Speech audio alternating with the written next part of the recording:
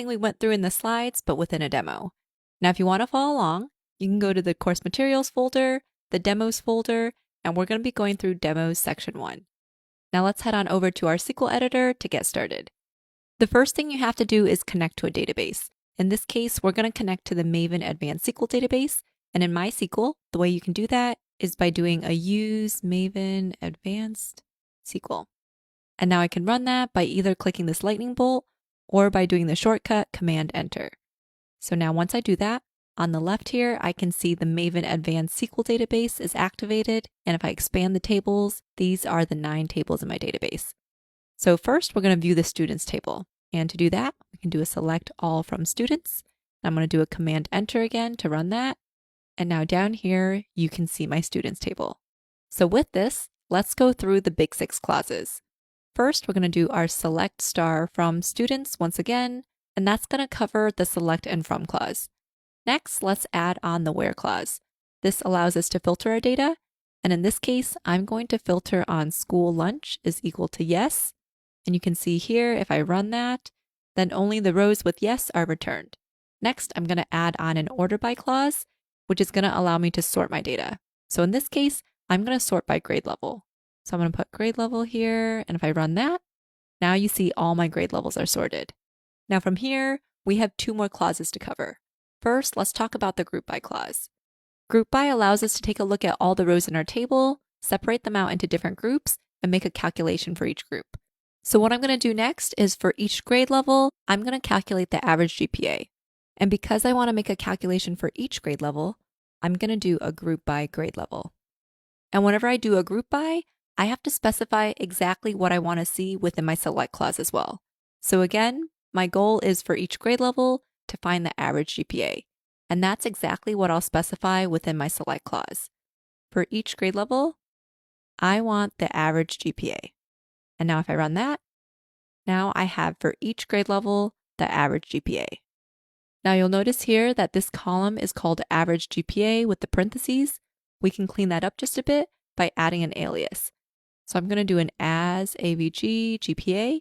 If I run that, now this column has been cleaned up and I have the average GPA for each grade level. Okay, from here, we can add on a having clause. And what this having clause allows us to do is filter this data right here. So the where clause allowed us to filter on our original table. The having clause allows us to filter on our group data. So now that we have this group data, I can add a having piece by saying I only want to return the rows where the average GPA is less than 3.3. I'm going to do average GPA is less than 3.3. And if I run that, now you see only these 2 rows are returned. So this query here has the 6 main clauses within SQL. And these are keywords that you're going to be seeing again and again. As a reminder, these 6 clauses must always be written in this order. Okay, so those are the big 6. Now let's move on to some common keywords, starting with distinct. So again, let's start with a select all from the students table. And if I look at this table here, you'll see that there are many grade levels. Let's say I only wanted to return the unique grade levels. What I can do is specify the grade level here. And you can see these are all the grade levels. And then I'm going to put a distinct keyword in front of it. Now with that, I have these 4 unique grade levels. Now with that query, let's demonstrate a count. So we have these 4 distinct grade levels. And now let's say we wanted to count how many unique grade levels there were. What I can do is wrap the count function around this. And if I do that, you'll see that there are 4 distinct grade levels. So count is one of the 5 aggregate functions within SQL. The other ones are min, max, average, and sum. Now for this next query, let's take a look at max and min. So I'm going to paste our query once again. I'm going to do a star here to look at our table once again. Now from here, let's say that we wanted to return the range of GPAs. The first thing we would have to do is find the max GPA and then the min GPA. So from here, the first thing I'm going to do is find the max GPA. And if I run that, you'll see the max GPA is 4.0. And then I can also return the min GPA. And if I run that, these are my max and min values. Now within my select clause, I can make a calculation using these 2 outputs. So I'm going to subtract these 2. And if I run that, then you can see this is my GPA range. And I'm going to make this title look a little bit better with an alias. I'm going to call this GPA range. Now, if I run that one more time, the GPA range is 1.3. Okay, so distinct, count, max, and min, these are all keywords that you'll often see within the select clause. Now let's move on to some things that you'll often see within the where clause, starting with and. So I'm going to do a select star for my students table once again. And from here, let's say we wanted to filter our data. So to do that, we can add a where clause. And in this case, I only want to see grades that are less than 12th grade. And if I run that, you can see that I no longer have any 12th graders here. Now let's say I wanted to add on another condition as well. I only want to return students who get school lunch. What I can do is add on an and keyword, and I can say and school lunch is equal to yes. And if I run that, now I have students that are not yet seniors and they receive a school lunch. And I was able to do that using the and keyword that allows me to filter on multiple conditions. Next, let's take a look at the in keyword. I'm going to copy this down here. And let's say that instead of saying grade level is less than 12, I want to specify the exact grade levels. What I can do is grade level in and then specify 9th, 10th, and 11th grade. And if I run that, you'll see that I get students in 9th, 10th, and 11th grade only. Now you may be wondering, should I use this less than or this in? I would say if you have numeric data, this less than is really nice because it's less typing. But if you have categorical data and you need to specify specific values, then you should be using the in. Okay, next, let's move on to is null. This allows us to filter our data based on if there are null values present or not. I'm going to copy this query up here, paste it down here, and I'm going to return rows where the email is null. And if I run this, you can see that this one student gets returned because they don't have an email address.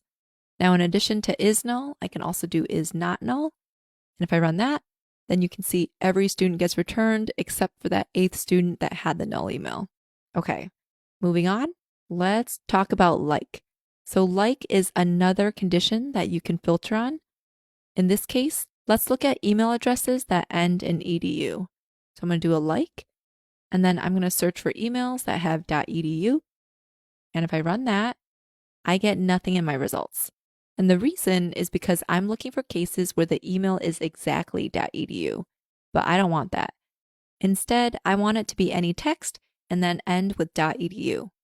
So if I run this once more, you can see here, these are my email addresses that have any text followed by .edu. And this % here is called the wildcard, and that just means that this can be any text.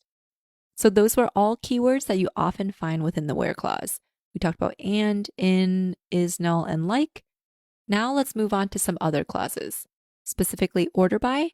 So for this, let's select everything from students once again. And for this query, we're going to order by the GPA column. So I'm going to do an order by GPA.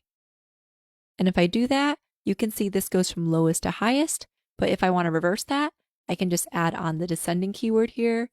And now that will go from highest to lowest. So order by and descending are keywords you'll commonly use. Let's also talk about limit. We're going to copy this query down here.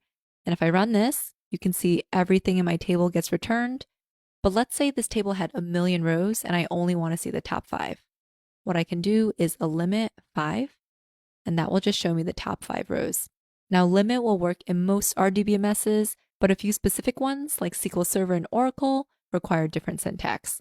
For example, in SQL Server, instead of doing a limit, you would do a top 5 here, and that would give you these same results. Again, this is something that varies by RDBMS. So if this code doesn't work for you, you could look up the exact syntax for your RDBMS, but the core concept still stays the same. Okay, finally, let's talk about case statements. This is the most complex concept within the basics review, but this is something that's going to pop up throughout this course. So the idea of case statements is that we're able to do if-else logic within SQL. So for this query, what we're going to do is for each grade level, we're going to create a new column that spells out this grade level. So these will be freshmen, sophomore, juniors, and seniors. Let's start by just extracting these 2 columns here.